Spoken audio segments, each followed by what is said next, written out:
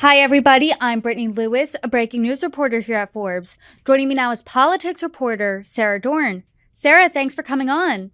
I want to talk today about the Republicans vying for the 2024 GOP presidential nomination.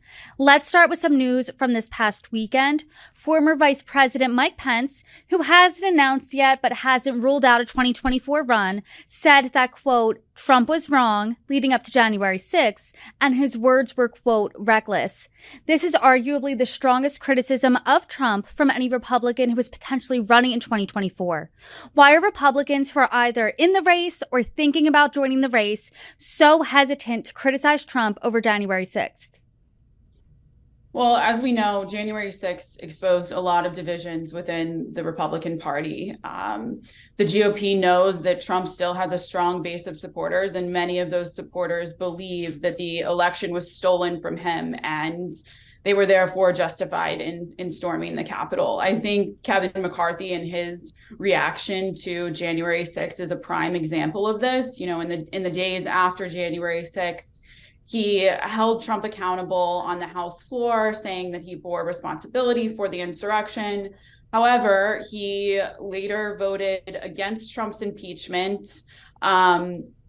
He voted against certifying the results of the election, and he led the effort to oust Liz Cheney as GOP conference chair, which was in retaliation to her speaking out against Trump and, placing blame on him for the insurrection. And McCarthy did all of this because he knew that his path to the speaker's gavel was dependent both on Republicans reclaiming the majority in the midterm election last year and the support of Trump loyalists in Congress like Marjorie Taylor Greene, Matt Gaetz, Paul Gosar. And so I think this entire saga with McCarthy really shows why the GOP is so beholden to why January 6th is such a sensitive issue for them. And, in districts like Gosar's and Greene, the majority of voters do still believe that the election was stolen from Trump. Pence was obviously Trump's running mate just a few years ago, and how have things changed, especially with January 6th in the mix there? So what has the response been to Pence's remarks regarding Trump and January 6th? So Pence made these remarks at the Gridiron dinner in Washington on Saturday, and this is a gathering. It's primarily for media, and lawmakers tell jokes. It's supposed to be a very lighthearted event. So I wasn't there, and as I said, this was a private event but Politico had a great scoop on the inside details, and I think that a lot of people were surprised to hear this tone of sobriety at like an event, as I said, is supposed to be lawmakers making self-deprecating jokes and whatnot. But the other reaction was speculation as to whether Pence was playing into the crowd that was full of DC liberals and journalists, or if he would continue this narrative on the campaign trail. And, Politico also noted that he is defying the DOJ's subpoena for him to testify in its investigation of January 6th. So it appears he's kind of playing both sides of the coin here. So it could have been an attempt to butter up the DC press corps. So we'll see what he does from here. I do want to continue talking about Trump. He was largely panned for a red wave that really never came to fruition for the midterms. It was more of a red trickle for the House, and the Democrats kept control of the Senate. He also has a few investigations and lawsuits swirling about him. So how is he still able to garner such support? So Trump himself has not been convicted or found guilty in any of these investigations. The New York Attorney General's office did land a tax fraud conviction against the Trump organization in January that largely surrounded his company paying executives and untaxable gifts and home furnishings and other things like that. So I think that that's kind of lost on voters in terms of, Trump is the politician versus Trump is the businessman.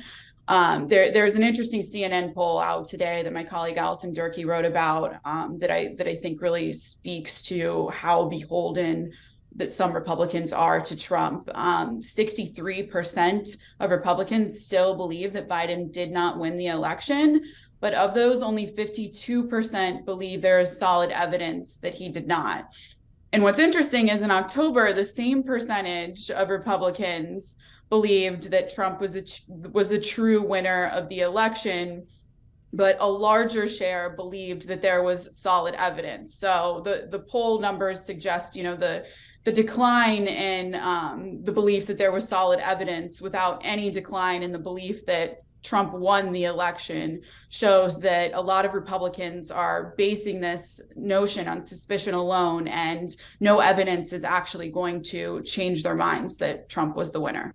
Interesting. And as of who announced in the GOP run for president, he's clearly taking the lead. But who are the other big names who have announced, and who are we waiting for as a potential probable announcement soon? The only other two candidates are former South Carolina Governor Nikki Haley, who served as UN ambassador under Trump, and Vivek Ramaswamy. He is an investment firm manager and a former successful biotech executive. And potential other candidates obviously include Pence, as we spoke about, Florida Governor Ron DeSantis, who is not likely to announce until the conclusion of the Florida legislative session in May. And then there are some other candidates who have yet to really test their political standing on the national stage. And those include Virginia Governor Glenn Youngkin, New Hampshire Governor Chris Sununu, and then there's also former Secretary of State Mike Pompeo, who also has a new book out, which is in political circles is widely referred to as a precursor to running for president.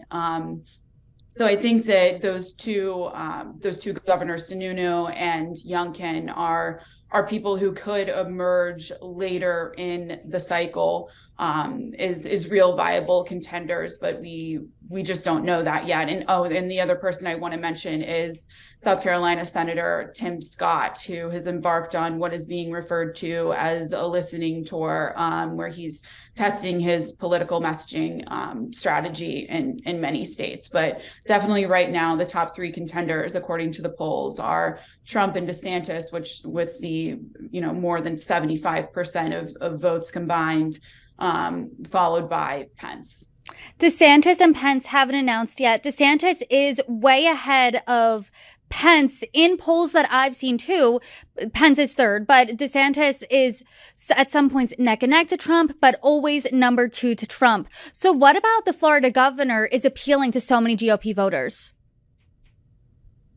I mean, I think that he is an interesting alternative to Trump. And, this is the message that he has really promoted as he's hit the campaign trail a bit harder in recent weeks, is that Florida really was a haven for people who were looking to escape pandemic restrictions in other states.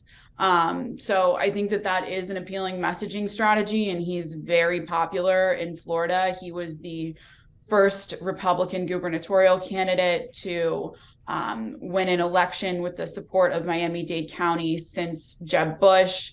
But I think on the national stage, a lot of people have not really gotten to know him on a more intimate level quite yet. So it'll be interesting to see how voters react to him, and how he is going to play these increasing attacks from Trump, which he's largely shied away from any counter efforts against those. Sara, as we sit here now, we are 10 months from the Iowa caucus. Obviously, anything can and will change. So when it does, I hope you come back on and update us. Sara Dorn, thank you so much.